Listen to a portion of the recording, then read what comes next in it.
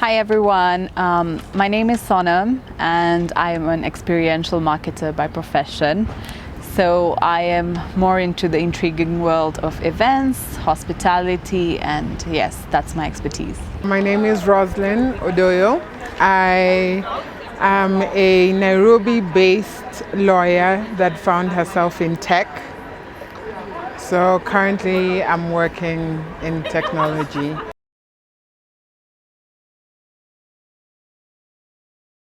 I'd say that my love for whiskey actually started, I think, when I started working in like more formally. So this would have been maybe when I was about 30 years old. I just actually started earning an income and deciding more how I wanted to spend my money and the quality of things I wanted to introduce into my life. And that was when my love affair with whiskey began. One is because of my father. He's a great whiskey drinker, and this is his liquid gold that he loves. Every evening, I would say, he takes a drink, a single or a double. And through him, sometimes, you know how daddy would say, do you want to try some? And I'm like, no, I don't want to. And then eventually I was like, yes, I do. But more so because of the career I am in. This is where we actually, I began learning how to drink whiskey because I would host dinners that would involve a lot of whiskey drinks, such as Royal Salute, and that's how my love for whiskey began.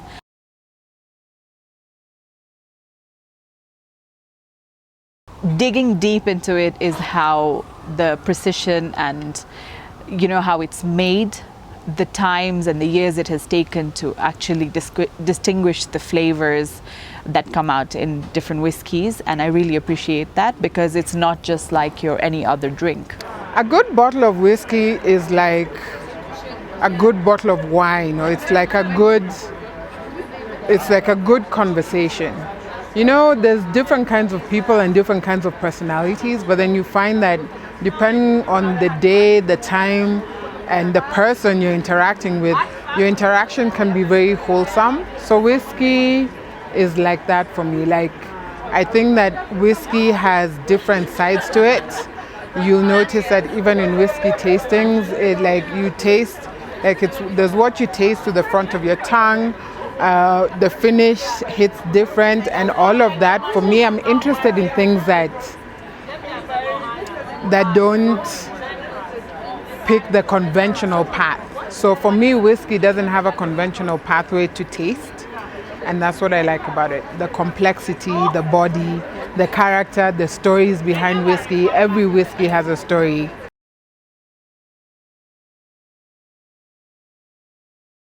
I don't think it's true. We love giving stereotypes, and this is one of the wrong ones. And Women Who Whiskey is here to actually prove that women do understand whiskey, and that is why women are coming out to actually learn more about this liquid. It's not just going out and then saying I want to have whiskey, having it the wrong way. I believe and I know for a fact that we and a lot, like myself and a lot of other women, actually know how to drink their whiskeys, have a distinguished taste towards what they like, and this stereotype should end. I think that we have evolved immensely. I feel like a lot of women are empowered to challenge normativity, especially the old archaic norms that used to connote whiskey and love for whiskey as linked to being a man. And there's plenty of women, I mean, look around, there's plenty of women who enjoy whiskey.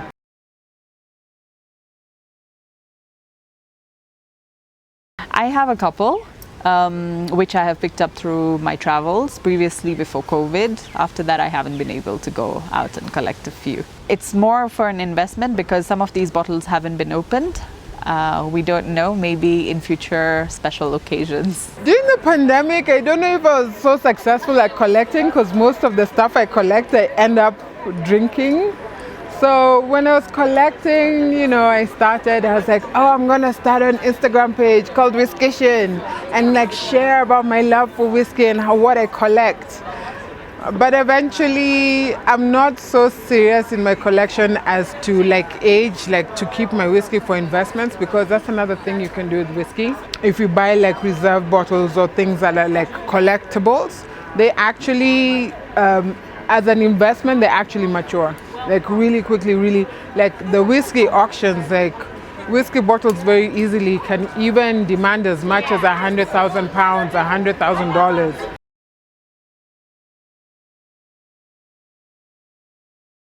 I think a good whiskey, like any matured alcohol, is really defined by the condition it's matured under. So that can be what type of cask it's matured under.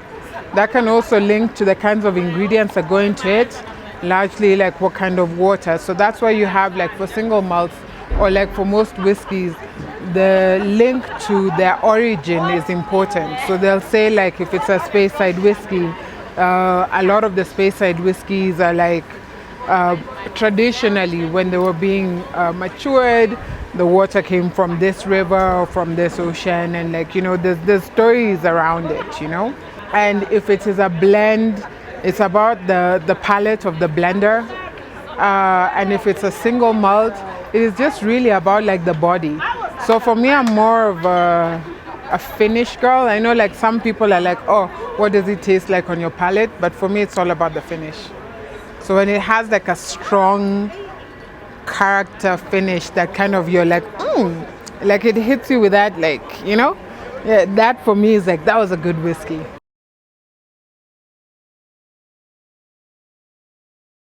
I like bourbon. I am actually a foodie, and one of the reasons I do like bourbons is because it's a very good whiskey to pair your food with.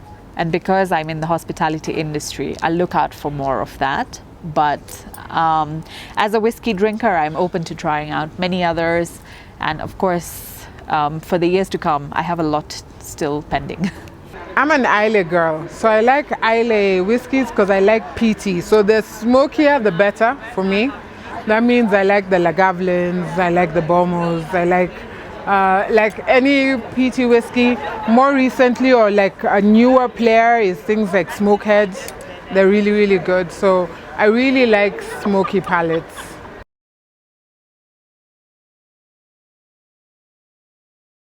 Japan is one of them.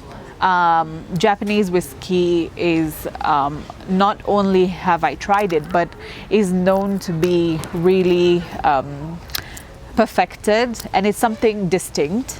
It's not something you get everywhere, or and this is why I would love to go there to actually see how different it is from the others. I remember my first ever location for whiskey tasting was Dublin, Ireland, because Kenya were very big fans of Jameson.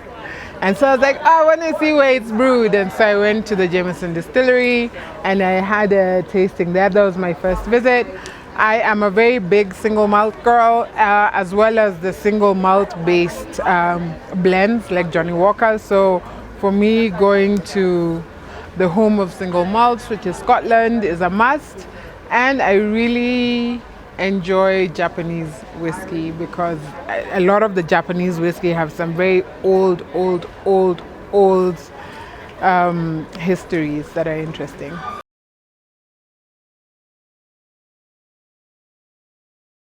One, how to drink it correctly. Normally we have seen so many times that people would actually order, like you just said, order the drink because it's trending, because maybe it has sugar syrup in it, or it's a cocktail and you just want to enjoy and probably, hit hard. So for me, I think the best way to do this is know the drink that you're having, understand why you want to have it. It's not just because it's trending. I've learned a lot about blends now, like especially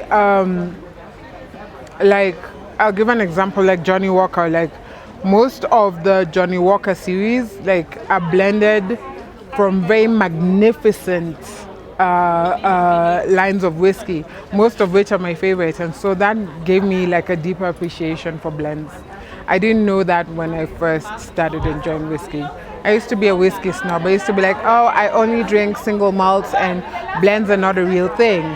Blends are a real thing. In fact, if anything, blends offer the best of a lot of the whiskeys.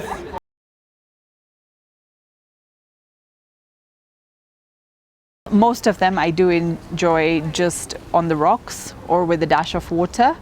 Sometimes here and there I'll have a cocktail.